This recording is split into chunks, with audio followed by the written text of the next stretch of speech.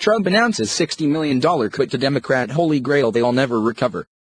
Recently, President Trump announced that he plans to cut taxpayer funding from Planned Parenthood and other abortion facilities. Americans are thrilled over the prospect. Instead of abortions, the money could be used for so many good, life-affirming things. Last week, the proposal became official. The Trump administration released a statement that explains the proposed rule that will go into effect after a 60-day waiting period, as is standard. Democrats better tighten their belts, because here comes a 1-2 to their holy grail of abortion. The proposal will strip Planned Parenthood of approximately $60 million in annual Title X taxpayer dollars. Title X was enacted by Congress in 1970 to provide federal tax dollars for family planning, but banned funding for abortion. I can hear the wailing and gnashing of leftist teeth already. None of the funds appropriated under this title shall be used in programs where abortion is a method of family planning, the law states. Under the new rules, Title X projects will no longer be allowed to refer women for abortions. If an organization receives family planning funding, they will also be required to keep facilities where abortions are committed separate from facilities where family planning care is provided. This is something that Planned Parenthood has refused to do in the past. That's because they want to keep the funding fungible. That means that government funds can float between departments and Planned Parenthood can claim they are not used for abortions, even when they are. The Supreme Court upheld the Reagan regulations in 1991 in Rust v. Sullivan, but when pro-abortion President Bill Clinton took office, he reversed them. Recently, almost 200 lawmakers sent a letter to Alex Azar, the Secretary of Health and Human Services, urging that the Reagan regulations be put back into place, albeit without prohibiting counseling for abortion.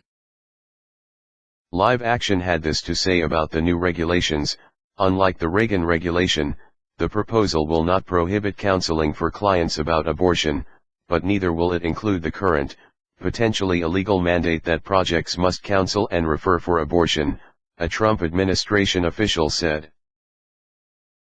This proposal does not necessarily defund Planned Parenthood, as long as they're willing to disentangle taxpayer funds from abortion as a method of family planning, which is required by the Title X law.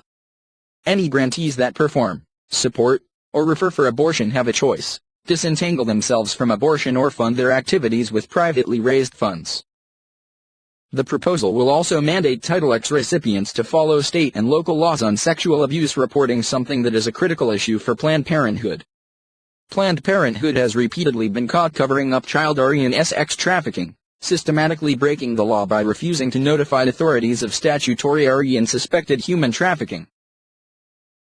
Time after time, Planned Parenthood behaves as if it is above the law, even at the expense of children who have been raped and trafficked. Now, in order to receive Title X funds, organizations will have to prove that they are complying with laws regarding child abuse.